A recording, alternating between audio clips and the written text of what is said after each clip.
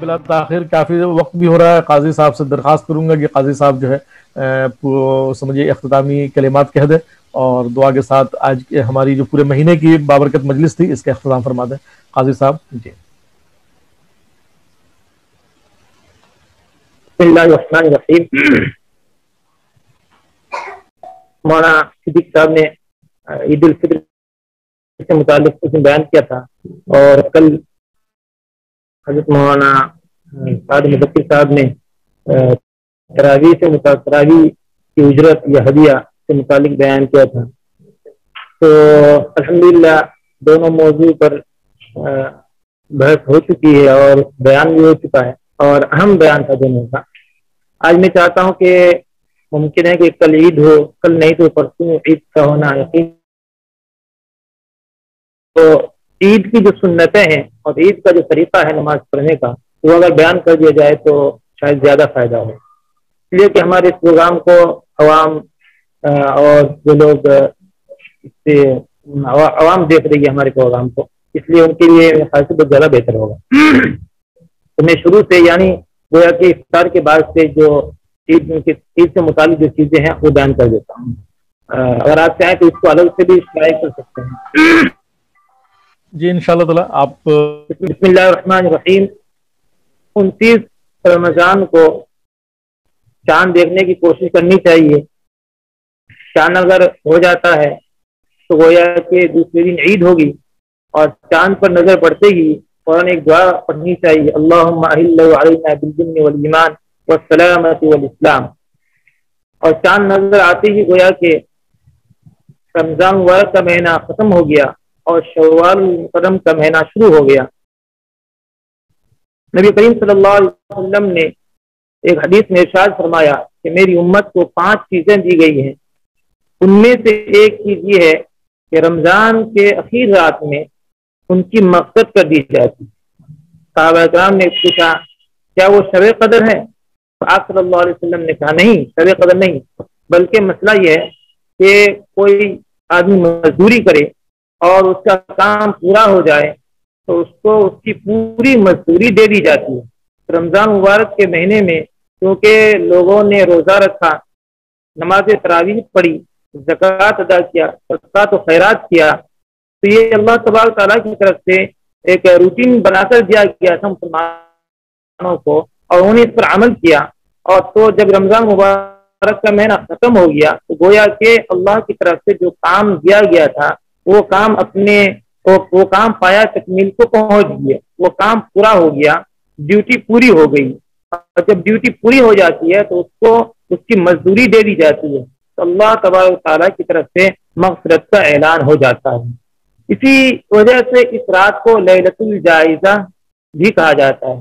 لیلۃ الجائزہ کا مطلب ہے کہ انعام کی رات، یعنی اس رات میں اللہ تبارک تعالیٰ اپنے بندوں کو انعام دیتے ہیں، مزدوری دیتے ہیں اور اپنے بندوں کی مغفرت فرما دیتے ہیں۔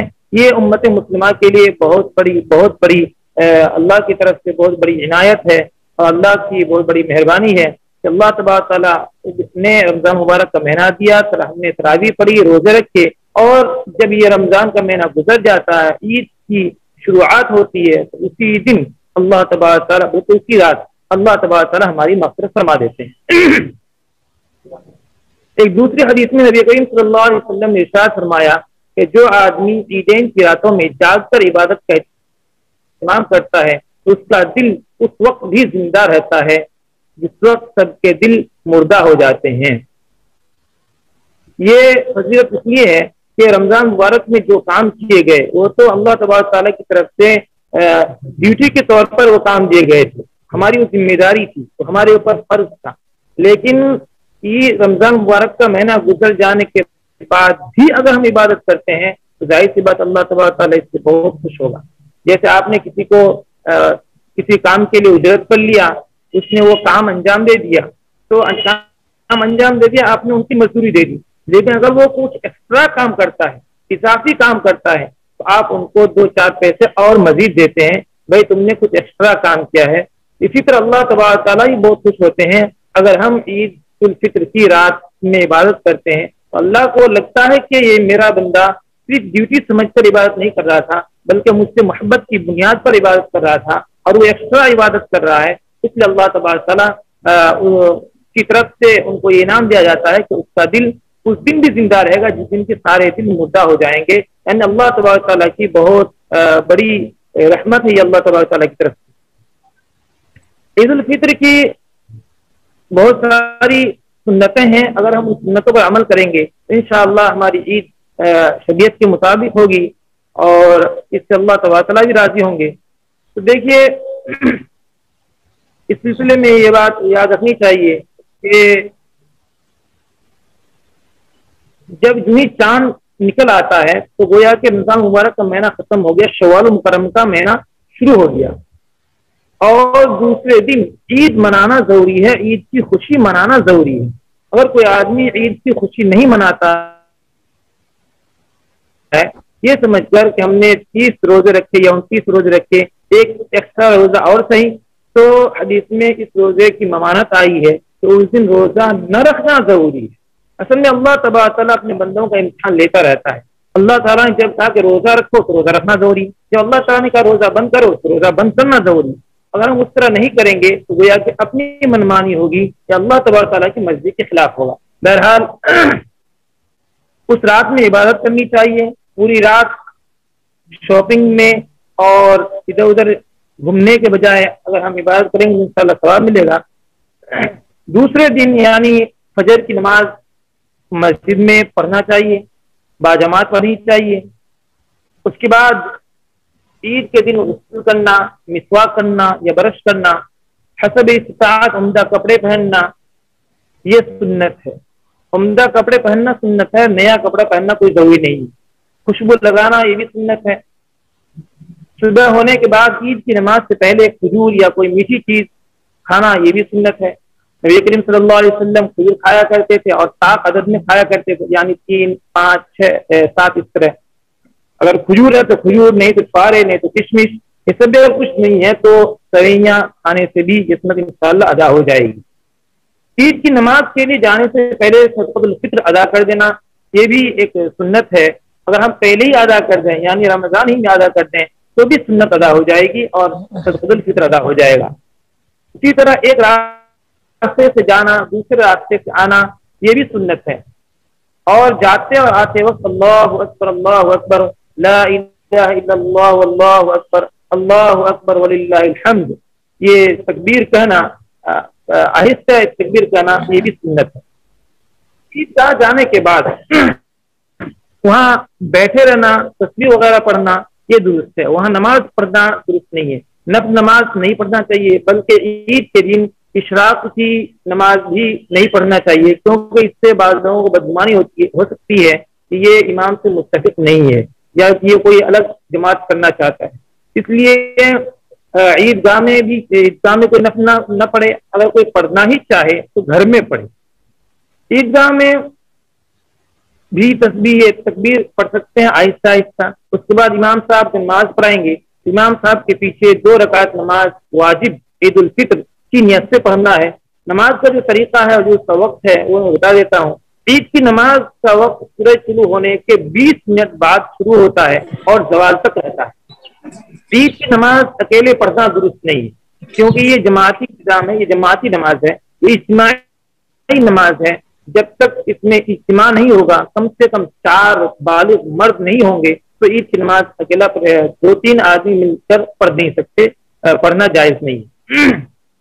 زیادہ سے زیادہ کتنے لوگ ہوں اس کو کوئی حد نہیں ہے، لاکھوں لوگ ہو سکتے ہیں، اس میں کوئی حرج نہیں. لاک ڈاؤن کی وجہ سے بعض مساجد میں نماز پر پابندی ہے، بعض میں 5 کی قید ہے اور بعض علاقوں میں عیدگاہ وغیرہ میں بھی پابندی ہے. اس لیے اگر لوگ اپنے گھروں میں، دالانوں میں، چھتوں پر چھوٹی جماعت بھی کرنا چاہیں تو درست ہے، لیکن اس میں کم سے کم 4 بالغ مرد کا ہونا ضروری ہے.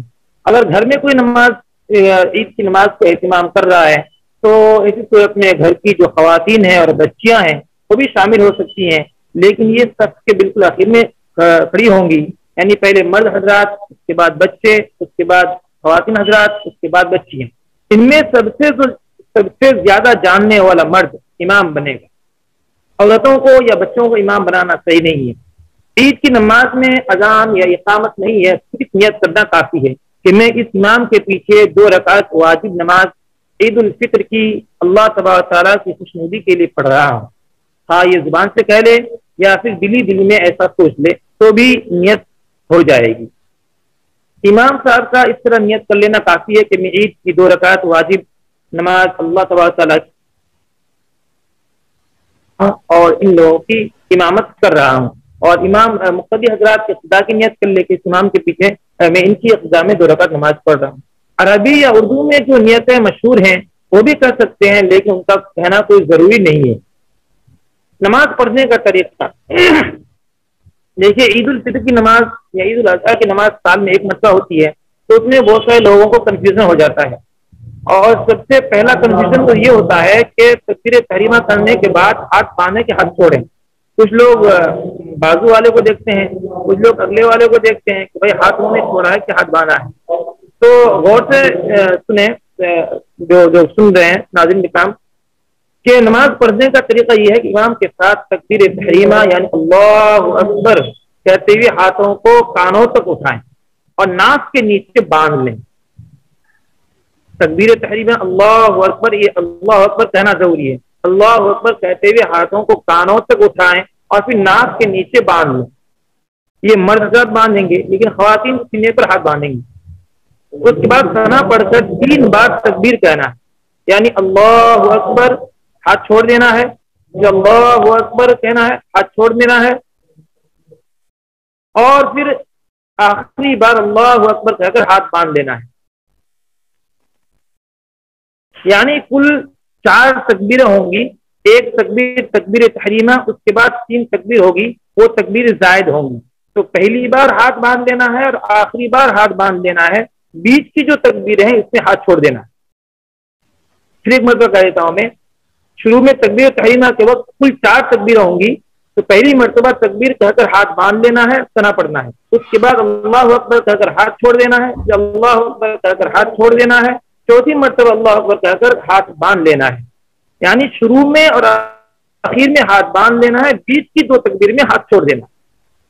یاد رکھنے کا یہ آسان طریقہ. اس کے بعد مقتدی خاموش رہیں گے اور امام صاحب اعوذ باللہ پڑھیں گے، بسم اللہ پڑھیں گے، سورہ فاتحہ پڑھ کر کوئی چھوٹی سورت یا قرآن کریم کی چند آیتوں کی تلاوت کریں گے. پھر اس کے بعد رکوع کریں گے، سجدہ کریں گے. تو امام کے ساتھ ساتھ مقتدی حضرات بھی یہ سارے کام انجام دیں گے. تو دونوں سجدے مکمل کرنے کے بعد گویا کہ 1 رکعت پوری ہو گئی. اب دوسری رکعت کے لیے امام صاحب کھڑے ہوں گے. دوسری رکعت میں بسم اللہ پڑھیں گے، سورہ فاتحہ پڑھیں گے، پھر کوئی چھوٹی سورت یا چند آیتوں کی تلاوت کریں گے. پھر اس کے بعد 3 مرتبہ اللہ اکبر اللہ اکبر اللہ اکبر کہہ کر ہاتھ چھوڑ دیں گے. اس میں تینوں مرتبہ ہاتھ چھوڑ دینا اور پھر چوتھی مرتبہ اللہ اکبر کہہ کر رکوع میں چلے جانا. پھر حسب معمول رکوع کی تسبیحات، پھر رکوع سے اٹھنے کے بعد قوما وغیرہ ہے، پھر دو سجدے مکمل کریں گے. پھر قاعدہ اخیرہ میں بیٹھیں گے، التحیات پڑھیں گے، درود شریف پڑھیں گے، دعائے معصورہ پڑھیں گے، پھر سلام پھیر دیں گے. سلام پھیرتی نماز مکمل ہو گئی، عید کی نماز مکمل. اس کے بعد چاہے تو آدمی دعا مانگ لے اور دعا میں سب کو شامل کر لے، اپنے لیے، اپنے رشتہ داروں کے لیے، عزیز اقارب کے لیے، دوست و احباب کے لیے، مرحومین کے لیے، اور آن لائن کے جو متعلقین ہیں. بعد نماز کے بعد 2 خطبے دینا یہ سنت ہے. خطبہ زبانی دیکھ کر دینا بھی درست ہے. 2 خطبوں کے درمیان بیچ میں تھوڑی دیر کے لیے بیٹھ جائے. یاد رکھنا چاہیے کہ خطبہ دینا تو سنت ہے، لیکن خطبے کا سننا یہ واجب ہے. خطبے کے دوران بات چیت کرنا منع ہے. خطبہ کے بعد عید کی نماز مکمل ہو گئی. اس کے بعد سب لوگ اپنے اپنے گھر جا سکتے ہیں. جس راستے سے آئے تھے اس راستے کے علاوہ دوسرے راستے سے گھر جائیں. سلام اور مصافحہ اور معانقہ یہ جو ہے یہ نماز کا یا عید الفطر کا کوئی حصہ نہیں ہے. اگر کسی سے نئی ملاقات ہوئی، ابھی ملاقات ہوئی، تو ملاقات کرنے میں کوئی حرج نہیں ہے، سلام مصافحہ کرنے میں حرج نہیں ہے. اور جیسا کہ مفتی صاحب نے بتایا کہ پہلے ہی سے گھر سے ساتھ میں آئے، وہاں جا کر ایک ہی ساتھ بیٹھے اور پھر نماز کے بعد خطبے کے بعد وہاں مصافحہ اور معانقہ ہو رہا ہے، اس کی شریعت میں کوئی گنجائش نہیں ہے. اس سے بچنا چاہیے. بہرحال اس طرح اگر ہم انشاءاللہ اس کی نماز ادا کریں گے اور سنت کی رعایت کرتے ہوئے عید الفطر کی نماز پڑھیں گے इंशाअल्लाह अल्लाह तबारक तआला हमारे गुनाह को माफ कर देगा। हदीस में भी आया है कि ईद की नमाज के बाद अल्लाह तबारक तआला फरिश्तों से कहते हैं, फरिश्तों के दरमियान अल्लाह तआला फख्र से कहते हैं कि मेरे बंदे, ये मेरी वजह से इन्होंने रोजा रखा था, तरावी पढ़ी थी, इन्होंने मेरी बात मानी थी और आज मेरी याद में ये लोग यहाँ जमा हुए हैं, ये मग़फ़िरत चाह रहे हैं। तो फरिश्तों याद रखो, मैंने इन सब की मग़फ़िरत फरमा दी और इनसे कहोगे ये लोग घर लौट जाएं। इस तरह गोया के मुसलमान और रोजादार और ईद पढ़ने वाले सब खुशी बखुशी मग़फ़िरत की सर्टिफिकेट लेकर घर वापस होते हैं। अल्लाह ताला से दुआ कीजिए कि अल्लाह ताला हम सब की मग़फ़िरत फरमाए और ईद उल फित्र सुन्नत के मुताबिक अदा करने की तौफीक अता फरमाए। आमीन व अलैना इज्जत। जज़ाकुमुल्लाह खैरा। बहुत बहुत शुक्रिया काजी साहब, माशाल्लाह बड़े उम्दा अंदाज में, बड़े आसान अंदाज में आपने ईदैन के नमाज ईद का तरीका बता दिया। यकीनी जाहिर सी बात है, ये कभी कभी तो क्या था, अच्छे खासे पढ़े लिखे लोगों को भी ईद की नमाज में जो है वो नमाज के वक्त परेशानी हो जाती है। तो बहरहाल ये तज़कीर बहुत ज़रूरी है और ये हम लोगों के लिए भी समझिए कि बड़ी आसानी है कि हम लोग भी इसको याद रखेंगे कैसे, किस तरीके से, क्योंकि बहुत ये वाक़तन साल में एक मरतबा पढ़ते हैं लोग तो कन्फ्यूज़न हो ही जाता है। तो इसलिए इसकी तज़कीर जो है ज़रूरी थी, आपने बहुत अच्छा किया। जज़ाकुमुल्लाह, हम सब आपके शुक्रगुजार हैं। अल्लाह ताला आपको जज़ा खैर अता फरमाए।